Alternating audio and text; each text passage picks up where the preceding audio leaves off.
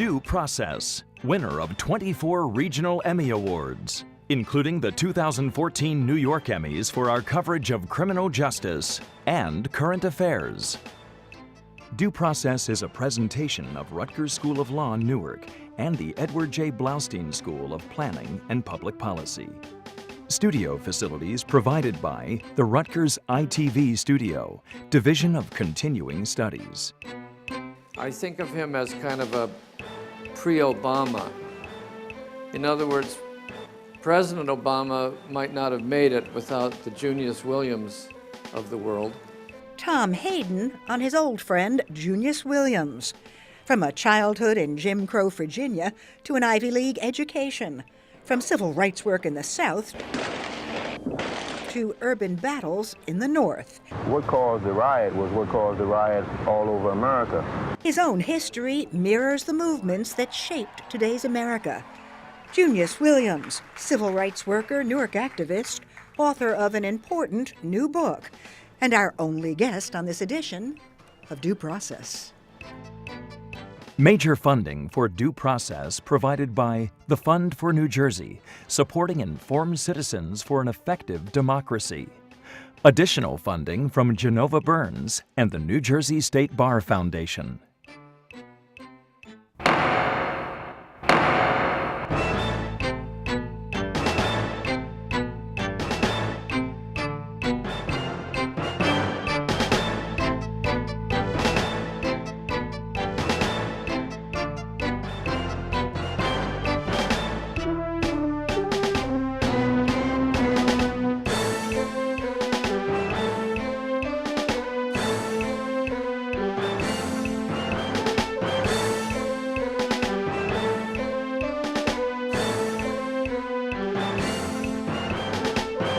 His life mirrors the movements of the last half-century, from Southern segregation to civil rights work, from organizing against inequality in the North to Black power to the search for electoral answers.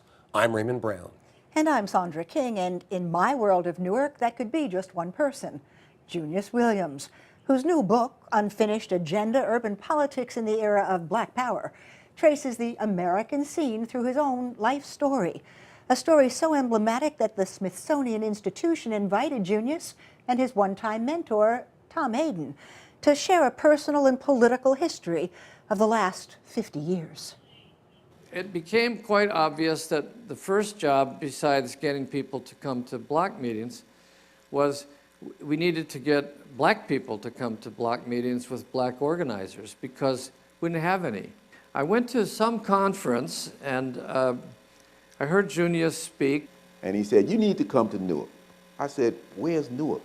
The moment I heard him and met him, I thought that Junius would be a leader somewhere, and I was hoping that he would come to Newark, New Jersey, and he did. And he said, "The problems in Newark are much more complicated than what you have experienced down south. Down south, you're dealing with the naked face of racism. In the North, you got to deal with the additional factor of class." I had a short period in Newark because, to move the story along, we were heading towards a confrontation that very few of us knew was coming. It would result in the emergence of black power. I stayed through the rebellion of July 1967. So Tom Hayden left Newark, moving on to trial with the Chicago Seven, marriage to Jane Fonda, teaching and writing, and even a stint as California state senator. But Junius stayed. So Junius was a central figure at the time when these decisions had to be made about black power, black mayor, and then what? And he became the director of the Model Cities program, and I've always wanted to know more about what happened. If you don't understand organization and you're not involved in that people side of getting power and maintaining it, and all your eggs are in the basket of your electoral officials and you let them do it all by themselves, or you expect them to do it, then things can happen. Things can happen. One thing can happen. People start picking your leaders for you. I hope you don't think we're just telling stories about the past, because these are prelude to not making a mistake when the time comes around again. Whether we're here or not, I think we will be, but that time is coming because the system is failing, the cities are miserable, the poverty rate is unchecked, people are frustrated, something's about to happen. Junius, this is a conversation that, thanks to your wonderful book, is going to cause us to move through time. But your friend and, I guess, former mentor, Tom Hayden, is suggesting that as we sit here now, that some kinds of conflagrations face us in the future. Do you share that view? I don't know if conflagration is the right word. That's like predicting a riot, and I'm certainly not going to do that. What I will say, that is what he said, yes. Well, it may have been, but I'm certainly not going to say that. I believe we have conflict now. We have a conflict between old and young. I always say that the young people who are in the Bloods and the Crips would have been in SNCC, Student Nonviolent Coordinating Committee, which I was a part of, or the Black Panthers, or the Young Lords, because there's a gap now between the old and the young, even within the people of color community. Older people are scared of young people. So instead of seeing young people as agents of change, they've been isolated and marginalized and kicked to the curb. Young people, on the other hand, see old people as part of the problem. Nobody cares. They don't care about what I'm going to do. I got to go and make a living. I got to do what I got to do. So I'm going to have a group of people who see eye to eye for me, and those are the gangs. We didn't have that problem back in the day. So that's what I see going forward until there's some kind of intervention, and that's what people like me try to do. How much of it, Junius, is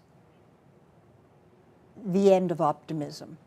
When you were doing civil rights work in the South, when you came to Newark with NCUP, when you tried to make a difference with electoral politics, you were optimistic. We were all optimistic. I think perhaps that's what's missing with young people. Yeah, because we had some institutions that were at least kind of turning. You know, we were able to get the federal government to go against the state government. And in the case of the medical school fight, for example, where we got the federal government to go against the state government and the city government to cut down the acreage for the New Jersey College of Medicine and Dentistry. And we were able to get land for housing. So we were able to see that. We could see that the judges at the Supreme Court were making good decisions. That's when people wanted to be lawyers, because you knew then you could go to a law school and come out and make an argument that nobody had ever heard of, and some judge was going to listen to it. But what happened is that the empire, I call the folks who run this country, no matter who, whether Democrat or Republican, they caught on to some of this. And so they began to divide us and put out false issues and false ideologies. So yeah, there's a lot of problems with people having hope. But if you experience that, and you know that even during that period of time, the cops were still hard on you, you still couldn't get a good job, you still made a way to find a way, as we say in church. God will make a way. Junius, let me jump ahead to a question I hadn't planned to ask until towards the end, but it's hard not to. Reading this book, I was thinking that if I were teaching a course on urban America, this would be an important part of the curriculum, because part of it is the story you tell. But the question is, drawing parallels with the current epoch, how much of that was sui generis? I mean, the things that happened in that era was a movement that had galvanized much of the country. Certainly Black America was thinking in civil rights terms. There were clashes, but nonetheless a panoply of organizations. And then into this city, which had a political regime that was corrupt at every level, from race to overt corruption. And then you have this incredible rebellion. And then you have a remarkable constellation of people. Yourself, Amiri Baraka, my old band, the legacy of Irvine Turner. I mean, some really remarkable people at both the professional and the level of organizers and the level of street neighborhood organizations that came together, and then, of course, had the disappointment of the political process of electing Ken Gibson, who loses much of that momentum.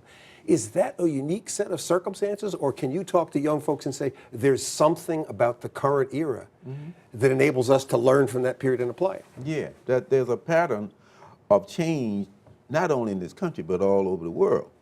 The opposition helps you, and they don't even know they're doing it. Can you give me an example? Well, they can come down so hard on you that the folks who were standing on the side say, man, why they do that to him? And so then people step off the curb with you. That's happening in Newark right now.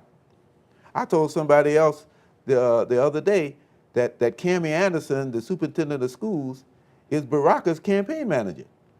She gave him the issue of education, and that around the issue of education, people are galvanizing. Why? Because things are not going the way they have been forecast, and good people are getting hurt in the process. So now folks who were standing on the side and kind of were marginal to the whole thing and said, man, we better do something about that. And that's happening. Junius, let's back up. You came to Newark, we learned from you and from Tom, almost by accident. You're still here. Mm-hmm. You're still here. Mm-hmm. I'm still As you here. look back, good idea to have stayed? Well, I guess I'm here in part because I'm too stubborn to go away. That's all a part of it. I don't like that kind of change. I don't like to go somewhere and start all over again. So no, it wasn't in that way. But did you it think was- at each point, did you think, I can make a difference, I can make a difference, I can make a difference? And do you still think that today? Yes, because each point was a teaching moment. Whether I was up, whether I was down, it was a teaching moment for me. And now I'm in a position where people are listening to what I'm saying. And that's very important. I didn't realize, I didn't write that script. I didn't think that gray hair meant that at that particular time. You know, oh, there's old people over there. Now I'm trying to get folks to understand that you can be old and young at the same time because you never stop learning. Let me pick up on Sandy's point, which is one of the points, junctures that's really interesting. And by the way, we're friends, so people should see through my bias. This is a well-written book. Thank you. And if you care about this history, you ought to read it, even if you're going to write Junius and say he's wrong. Yes. But when you left the Newark, the Gibson administration, ousted as head of model cities, and really saw the collapse of much of the movement, or the fracturing of much of the movement that you'd been involved in, that seems to me one of the points where Sandy and I were saying earlier, why didn't he just go somewhere else? What was there a next step that you could have taken other than the one you did? I think he's right, he was stubborn. And I had a law degree. See, remember now, my mother and father made me become a lawyer. They told me you cannot make a career out of the civil rights movement. I was going down south to be with Stokely, and then I changed my mind and came up here to be with Tom Hayden. But in the meantime, they said, you got to apply to law school. I applied, I got into Yale, I went. So I had a law degree. So I unlike said, I so wanna many put people in Newark, you were not dependent on city government to Absolutely. keep you going. Absolutely, and it has become that way more and more as time goes by. I'm less dependent upon city government so I can say what's on my mind. A lot of people can't do that. But That you still statement I live in just Newark. made, You and I still live in Newark, I around can the say- corner from me. I can still say what's on my mind, and I make sure that I'm able to do that. I could have made a lot more money by tying myself up and selling my soul, if you will, but I wouldn't been able to do that. So the reason I stayed in Newark is, yeah, because I'm stubborn, but I was also here. I'm also here because I have something to say about what's going on in Newark. And Newark is like a couple of people said, wherever Newark is going, wherever the world is going, Newark is going to get there first. So I'm still riding that wave to see where it's going. I remember a moment of frustration, or at least a tension you express in the book. When you decided to run for mayor, you'd been dealing with the National Bar Association, some international issues in Zimbabwe and in Africa and elsewhere, but you're also observing the exporting of jobs. When we all grew up, although Sandy's much younger around here, That's there was correct. the Absolutely. Ford plant at Mawa, there were all kinds of places where you could get a job We'll basically from concede cradle her to- youth. Right, it's true. But all that was changing, and there was never a real big national debate about that process. But you're also saying in the book, well, I had to run for office in Newark, I was going to run for mayor, and it isn't easy to translate those concepts into bread and butter political questions about what the people need in the city.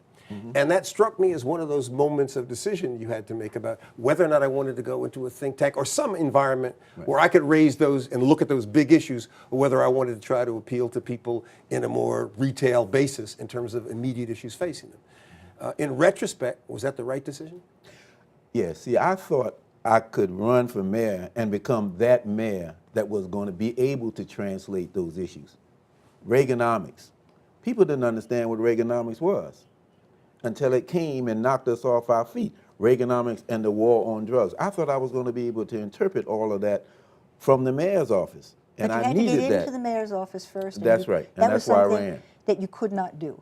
Well, I ran, but I didn't run to lose. I ran expecting to win. I wasn't running to set myself up for another time. I was running because I thought I could But win. why Can you build couldn't? on But, something? but why couldn't someone who was arguably smarter, better educated, better prepared to deal with real issues and to help the city, why wasn't that person electable? Because I don't think people wanted to hear what I had to say. You're also broke. I And mean, that was- finance, were you out-financed? I was out-financed, but I don't think people were ready to hear my message, and the fact that I couldn't raise the money to get the platform I needed to make that happen. Now, So it lest was a our viewers combination think of that those you're things. always right, I want to build on some work of Sandy King's. Sandy did a documentary called Newark, The Slow Road Back, 1987, award-winning, brilliant work. And one of the people she interviewed was a guy named Junius Williams.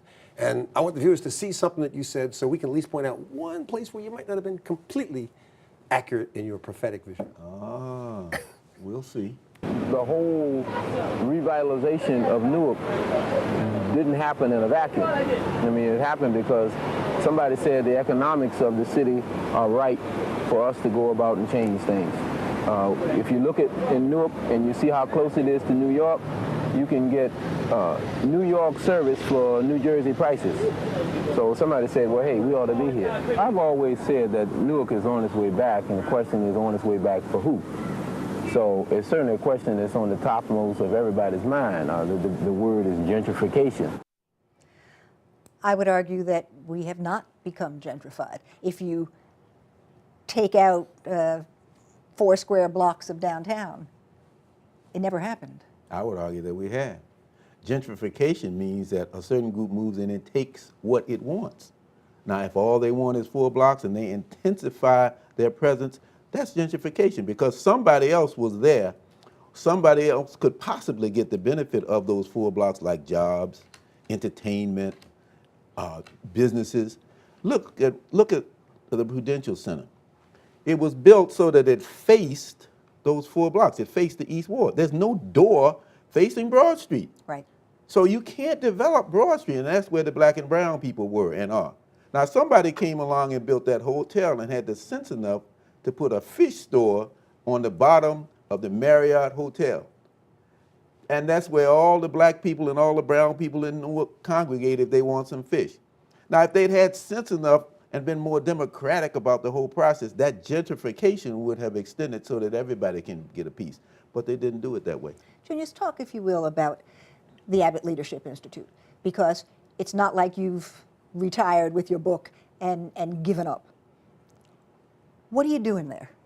We're teaching people how to become better advocates in the context of school reform. Everybody realizes that the schools in Newark are in trouble and that we need change. The question is how we're going to do it and who's going to be involved in it, underline who's going to be involved in it. I've said parents need to be involved in this whole process, and we have to teach parents how to become better advocates for their children. Then a little while later I said, well, young people need to be involved in their own education in terms of how to advocate to become more involved, how to advocate for getting things better in their own schools. So that's when we developed something called the Youth Media Symposium, and we teach young people you have a voice. If you learn how to use the equipment and the processes associated with the media, like public speaking and interviewing, doing the things that you guys do so well, if you learn how to do all that, your voice can be amplified. So that's what I'm doing now, teaching parents and teaching young people and teaching teachers, because there are some progressive teachers who want to learn how to do this as well. Critical Institutional Battleground, and again, people need to read this book because I've been involved in some of the subsequent phases of this, are the University of Medicine and Dentistry, Yes. both before and after the rebellion. Looking forward, is there an institutional issue of comparable size and importance in Newark that you think, or maybe one or two, that you think may be the focal point for activity in terms of whether the city progresses or whether it steps back? The whole school district. It's a question of whether we're going to have a school district or a lot of small districts. By 2015, it's predicted that 40% of the students in Newark will be in charter schools. Now, each charter school runs its own district. It's its own district. So instead of making the whole district better, we've carved out some chunks that are good for some people, but what about all the rest of the people that are out there? That's been my whole mantra for most of my life, ever since I went to jail. You want to know about the blanket story? Yeah, I want to know about the blanket story. I just happen to have here my book. We went to jail. Set up why? Okay. We were in Montgomery. I was with SNCC. I went down to march with the march from Selma to Montgomery, but I went into the SNCC office in Montgomery, and Stokely Carmichael said, "Where you going to Montgomery? Where you going to Selma for? We need you here." So I went downstairs, and there was a separate parallel movement that SNCC was leading for the right to vote. So to make a long story short, eventually we got arrested, 400 or 500 of us at a time, the first time. We then went to jail, but because there was a second wave coming and subsequently a third wave, they had to put some of us in state prison. I was one of those they selected to put in state prison. It was cold. So they had us in one big cell, 60 or 70 guys, 70 or 75 guys. And so at one point, the guards just came in and threw some blankets on the floor. Not 75. Not 75 blankets. And all the bigger guys were fighting and the dust was flying, and I just exited and went over on the side because I knew I wasn't going to get involved in that. I didn't have the equipment, nor did I have the mental framework where I was going to try to compete on that level. So then one guy named Worth Long came about. He was the SNCC leader and had been in Alabama for a long time. So this is a little part of it. Worth got up on this is while the guys were fighting for the blankets. Worth got up on one of the tables in the holding pen and got everybody's attention by yelling louder than the combatants for blankets on the floor. Once most of us were listening, he began, "I don't know about you, but if I was a man, I wouldn't take a blanket for myself unless there was a blanket for everybody." He paused and let that sink in. Then he said it again, going forward a little bit. He established eye contact with everybody in the cell as we, without blankets, waited. One by one, those who had scrambled for the new prize came up and threw their blanket into a pile. The pile grew, and the guards who had been standing outside the locked gate to watch the niggas fighting each other for blankets had to take a second look at the new black men that emerged from this struggle. Junius, amazingly, we've got 90 seconds left. Ooh. So I need to ask you, is that a teaching moment? Is that a lesson in power when it seems like you have no power? It was a lesson in several different things. It was a lesson in values. You know, I can't be free unless you free.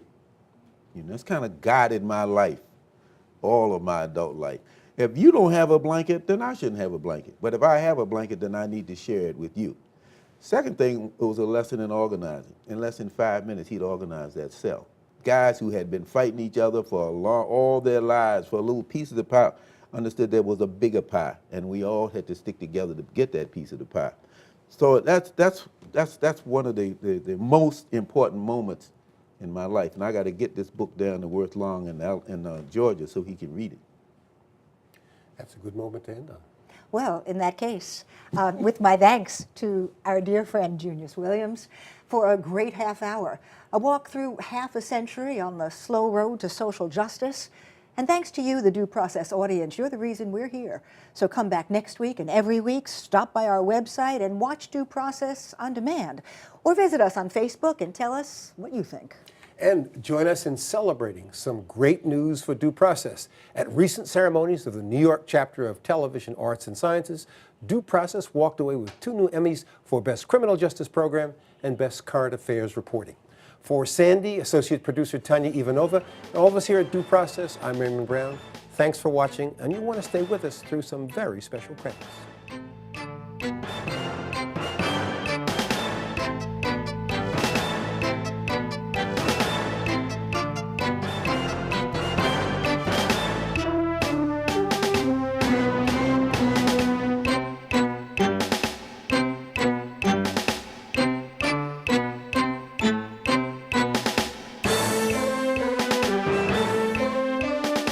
Only thing we done was wrong. Let injustice last so long. Keep your eyes on the prize. Hold on, hold on, hold on, hold on. Keep your eyes on the prize. Hold on, hold on. Only thing we done was right was to stand up and begin to fight. Keep your eyes on the prize. Hold on, hold on, hold on, hold on. Keep your eyes on the prize. Hold on, hold on, hold on, hold on.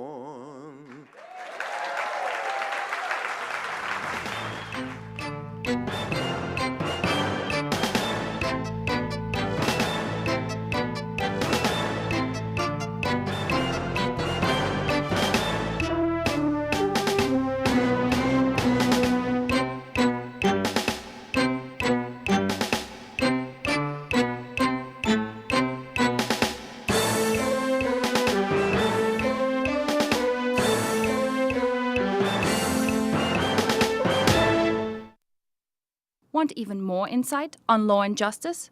Become a fan of Due Process on Facebook. Follow us on Twitter and watch us on demand on YouTube.